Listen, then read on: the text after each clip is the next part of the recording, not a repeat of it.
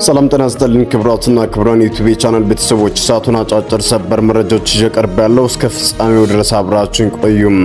በቅድሚያም ወደ ሰበር መረጃው ስናቀና በቀዳሚነት ወደ እናንተ ጆሮ የሚደርሰው በአሜሪካ የነዳጅ ቧንቧዎች ላይ ጥቃት መፈጸሙ ተሰምቷል። ይኸውም የሳይበር ጥቃት ነው ተብሏል። ከዚህ ጋር በተገናኘ በሀገር አሜሪካ በተለያዩ ግዛቶች የሚገኙ በርከት ያሉ የነዳጅ ማከፋፈያ ወይም የነዳጅ ማደያዎች ከፍተኛ የሆነ ችግር እንደገጠማቸውም ተዘግቧል። ከዚህ ጥቃት ጀርባ ኢራን እንዳለችበትም ተዘግቧል። ጉዳዩን አስመልክቶ በሰፊው የማስደምጣችሁ ሰበር መረጃም አለም። በሌላ በኩል ኢትዮጵያ የተሳተፈችበት ኢራንንም የምትገኝበት የብሪክስ አባል ሀገራት ስብሰባ በኢራን ጉዳይ ላይ አንዳች አቋም ላይ ሳይደረስ መበተኑ ተሰምቷል። የኢትዮጵያም ታድማበት በነበረው በዚህ ስብሰባ ለምን በኢራን ጦርነት አንዳችም አቋም ሳይደረስ ቀረ በዝርዝር የማስደምጣችሁ ሰበር መረጃም ይኖራል። የኢራን ውጭ ጉዳይ ሚኒስትር አባስ አራግቺ በኒኩሌር ጉዳይ ከአሜሪካ ጋር ለመነጋገር ምንም አይነት ፍላጎት የለንም ሲሉም ዳግም የኢራንን አቋም አረጋግጧል። ይህንንም በተመለከተ በስፋት የማስደምጣችሁ ሰበር መረጃም ይኖራል። ከላይ ያስደምጥናችሁን እነኚህና ሌሎችንም መረጃዎች በዝርዝር የማደርሳችሁ ነው የሚሆነው። እስከ ፍጻሜው ድረስ አብራችሁን ቆዩም። በቅድሚያም በአሜሪካ የነዳጅ ተቋሞች ላይ ከባድ የሆነ የሳይበር ጥቃት መፈጸሙ ተሰማ። ለጥቃቱም ኢራን ዋነኛ ተጠርጣሪ ሆናለች። የአሜሪካ ከፍተኛ የደህንነት ባለስልጣንና የስለላ ምንጮች በተለያዩ የአሜሪካ ግዛቶች በሚገኙ በርካታ የነዳጅ ማደያዎችና የመረጃ ቋቶች ላይ ለተሰነዘረው ከባድና ተከታታይነት ለነበረው ጥቃት ከኢራን መንግስት ጋር ግንኙነት ያላቸው አጥፊ የሳይበር ሰርጎ ገቦች ዋነኛ ተጠርጣሪዎች መሆናቸውን ለሲኤንኤንም ነግረውታል። ለደህንነት መረጃው ቅርበት ያላቸው የመረጃ ምንጮች ለሲኤንኤን እንዳስረዱት እነዚህ ሰርጎ ገቦች ኢላማ ያደረጉት ከበይነ መረብ ጋር የተገናኙና ምንም አይነት የይለፍ ቃል ወይም ፓስወርድ ጥበቃ ያልተደረገ አውቶማቲክ ታንክ ጌንጅ የተሰኙ የነዳጅ ማጠራቀሚያ ታንከሮችን መጠቀም የሚቆጣጠሩ ስርዓቶች ነው ተብሏል። የደህንነት ምንጮቹ አክለውም እንዳብራሩት የሳይበር አጥቂዎቹ ወደዚህ ስርዓት ሰርገው በመግባት በነዳጅ ማጠራቀሚያ ታንከሮች ላይ የሚታየውን የነዳጅ መጠን ንባብ ማዛባትና መቀየር የቻሉ ሲሆን ይሁን እንጂ በታንከሮች ውስጥ ያለው ትክክለኛ የነዳጅ መጠን በአቃል መቀነስም ሆነ መጨመር አልተቻለም።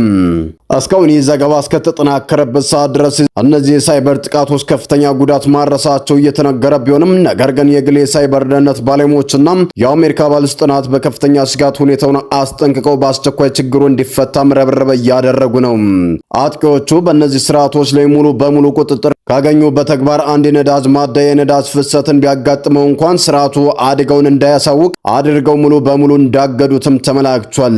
በምርመራው ላይ የተሳተፉት ምንጮች ኢራን በዋነኛ ተጠርጣሪነት እንድትፈረጅ ካደረጓት ምክንያቶች አንዱም ሀገሪቱ ከዚህ ቀደም በተመሳሳይ የነዳጅ ማጠራቀሚያ ስርዓቶች ላይ የመረጃ ምዝበራን ጥቃት የመሰንዘር ረጅም ታሪክ እንዳላትም ተገልጿል። ሆኖም ግን እነዚህ የመረጃ መንታፊዎች ጥቃቱን ከፈጸሙ በኋላ ምንም አይነት የዲጂታል ማስረጃ ማስቀረታቸው ምክንያት የአሜሪካ መንግስት ይህንን ጥቃት ማን እንደፈጸመው እስካሁን ድረስ ማወቅ እንዳልቻለም ተዘግቧል። ስለዚህ የሳይበር ጥቃት ከአሜሪካ የሳይበር ደህንነትና የመሰረተ ልማት ደህንነት ኤጀንሲ CIA ምላሽና ማብራሪያ የተጠበቀ ሲሆን የአሜሪካ የፌዴራል ምርመራ ቢሮ FBI ግን በጉዳዩ ላይ ምንም አይነት አስተያየት ከመስጠትም ተቆጥቧል። ይህ የሳይበር ጥቃት በኢራን መፈጸሙ ከተረጋገጠ አሜሪካና እስራኤል ከኢራን ጋር እያካሄዱት ባለው ጦርነት መካከል የኢራን ሰው አልባ በራሪ አውሮፕላኖች ወይም ድሮኖች፣ ሚሳይሎች ሊደርሱበት በሚችሉበት የዩናይትድ ስቴትስ ዋናው መሬት ላይ በሚገኙ እጅግ ወሳኝ መሰረተ ልማቶች ላይ ኢራን ያደረሰችውን የቅርብ ጊዜ ጥቃት ሆኖ ይመዘገባል ብለዋል። ከዚህ ባሻገርም የክስተት ለፕሬዝዳንት ዶናልድ ጄ ትራምፕ አስተዳደር እጅግ ስሜታዊና አሳሳቢ የሆነ ከባድ የፖለቲካ ጫናም እንደሚፈጥርባቸውም የዜና አውታሩም ዘግቧል። ምክንያቱም ያስከተለው የነዳጅ ዋጋ ዳግም የህዝብ መነጋገሪያ እንዲሆንና በአዲስ ጊዜ በርካታ የነዳጅ ማደያዎችን በአሜሪካ ውስጥ ስራ እንዲያቆሙም አድርጓል። በቅርቡ ሲኤንኤን ባካሄደው የህዝብ አስተያየት ጥናት ወይም ፖል ከተሳተፉት አሜሪካውያን አጥቂዎች ውስጥ 78 በመቶ የሚሆኑት ከኢራን ጋር የሚደረገውን ጦርነት በግል የፋይናንስ አቅማቸው ላይ እጅግ አሉታዊ ተጽዕኖ እንዳሳደረባቸው በመግለጽም ተቃውሟል። የሳይበር ዘመቻ የፌዴራል መንግስቱ ለዓመታት ተደጋጋሚ ማስጠንቀቂያዎች ቢሰጥም አሁንም ድረስ የቴክኖሎጂ ስርዓቶቻቸውን ደህንነት ማረጋገጥ ለተሰማቸው በርካታ የአሜሪካ ወሳኝ መሰረተ ልማቶች አስተዳዳሪዎች እንደ ትልቅ የማንቂያ ደወል ነው ብለውታል። የኢራን የሳይበር ታጣቂ ቡድኖች ለረጅም ጊዜያት በቀላሉ ሊጠቁ የሚችሉ እንዲሁም ከበይነ መረብ ጋር የተገናኙ የአሜሪካ የዘይት የነዳጅና የውሃ ስርዓቶችንም ኢላማ ሲያደርጉም ቆይተዋል። ጥቅምት 7 ቀን ሐማስ በእስራኤል ላይ ያደረሰው ጥቃት ተከትሎ ከኢራን አብዮታዊ ዘብ ጋር ግንኙነት አላቸው የተባሉ ሰርጎ ገቦች በአሜሪካ የውሃ ተቋማት ላይ የሳይበር ጥቃት በመክፈት የውሃ ግፊትን የሚቆጣጠሩ መሳሪያዎችን ስክሪን ላይ ጸረ እስራኤል የሆኑ መልእክቶችን ማስተላለፍ መቻሉ ጭምርም ገልጿል። የሳይበር ደህንነት ተመራማሪዎች ከበይነ መረብ ጋር ስለተገናኙት እነዚህ ነዳጅ መቆጣጠሪያ ስርዓቶች ወይም ኤቲጂኤስ ተጋላጭነት ከ10 ዓመታት በላይ ሲያስጠነቅቁም ቆይተዋል። እንደ አውሮፓውያን አቆጣጠር በ2015 ትሬንድ ማይክሮን የተሰኘ የደህንነት አቋም የትኞቹ የሳይበር አጥቂዎችን ኢላማ እንደሚያደርጓቸው ለማወቅ ሲል ሐሰተኛ የነዳጅ መቆጣጠሪያ ስርዓቶችን በበይነ መረብ ላይ ለቆ የነበረ ሲሆን ወዲያውኑ አንድ የኢራን ደጋፊ የሆነ የሳይበር ቡድን ብቅ ማለቱም ተረጋግጧል። በ2021ም ስካይ ኒውስ ይፋ ያደረገው አንድ ሪፖርት ከኢራናዊ ተይዛብ ጋር የተገናኙ የውስጥ ሰነዶችን ዋቢ በማድረግ ቡድኑ በነዳጅ ማደያዎች ላይ አውዳሚ የሳይበር ጥቃት ለመፈጸም እነዚህን የነዳጅ መጠን መቆጣጠሪያ መሳሪያዎችን እንደ ዋነኛ መሳሪያነት መለየቱም ተመላክቷል። ወደ ኒውክሌር ጉዳይ ስንመጣ ከሳይበር ምህዳሩ ወጣ ስንል በዲፕሎማሲው መድረክ ላይ ያለው ፍጥጫ እጅግም ተካሯል። በእንድርሰ መዲና ደሊህም ተካሂዶ በነበረው የብሪክስ አባል ሀገራት ውጭ ጉዳይ ሚኒስትሮች ስብሰባ ላይ የታደሙት የኢራን ውጭ ጉዳይ ሚኒስትር አባስ አራጋቺ ለጋዜጠኞች በሰጡት ሰፊ መግለጫ ኢራን ዩናይትድ ስቴትስ እጅግ ውስብስብ በሆነ የዩራኒየም ማበልጸግ ጉዳይ ላይ ሙሉ በሙሉ መዘጋጋቱ ውስጥ መግባታቸውና ጉዳይ ለጊዜውም ብቻ ሳይሆን እስከ አንደኛው ከድርድር አጀንዳ ውጭ መሆኑንም ይፋ አድርገዋል። ሚኒስተሩ ኢራን ያበለጸገችውን ዩራኒየም ወደ ሩሲያ ለማስተላለፍ እቅድ ለነበራቸው ጥያቄ ሲመልሱም ለሩሲያ ምስጋናችንን እናቀርባለን፣ ጥብቅ አጋራችን ናት። ነገር ግን የዩራኒየም ማበልጸግ ጉዳይ ለእኛ ውስብስብና ጠንካራ ጉዳያችን ነው።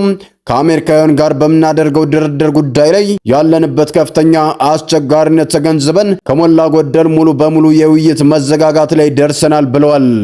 በመሆኑም ይህንን አጀንዳ ወደ ቀጣይ ላይ የድርድር ምዕራፎች ለማሸጋገርና ለማስተላለፍ ተገደናልም ብለዋል።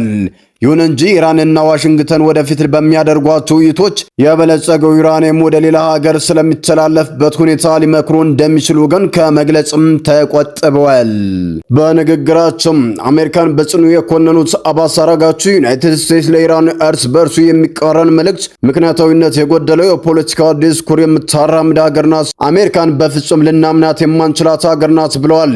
ይህ የአሜሪካ አካሄድ በዲፕሎማሲያዊ መንገድ ላይ እጅግ ግዙፍ የሆነ እንቅፋት ፈጥሮብናል ባይ ናቸው። በአሁኑ ወቅት መተማመን ወይም ትረስት እጅግ ወሳኝና ትልቁ ጉዳይ ነው ያሉት አባስ አራጋቺም እኛ አሜሪካውያን በፍጹም ልናምናቸው አንችልም። በመሆኑም ማናቸውም ስምምነት ላይ ከመረሳችን በፊት እያንዳንዱን ጉዳይ እጅግ ጥንቃቄ በተሞላበትና ግልጽ በሆነ መንገድ ሊብራራና ሊሰነድ ይገባዋል ሲሉም አባስ አራጋቺ አቋማቸውንም ገልጸዋል። ይህ በእንዲህ እንዳለ ኢትዮጵያ በተሳተፈችበት የብሪክስ አባል ስብሰባ ላይ በመካከለኛው ምስራቅ ጦርነት ጉዳይ ላይ የአባል ሀገራቱ በጋራ አቋም ሳይዙም ቀሩም። ለሁለት ቀናት በህንድ ተካሂዶ በነበረው የብሪክስ የውጭ ጉዳይ ሚኒስትሮች ስብሰባ የመካከለኛው ምስራቅ ሁኔታን በተመለከተ በተወሰኑ አባላት መካከል ያለው የተለያየ ምልከታም የተራራቀ በመሆኑ የተነሳ የጋራ መግለጫ ሳያወጣም ብሪክስም ስብሰባውን አጠናቋል።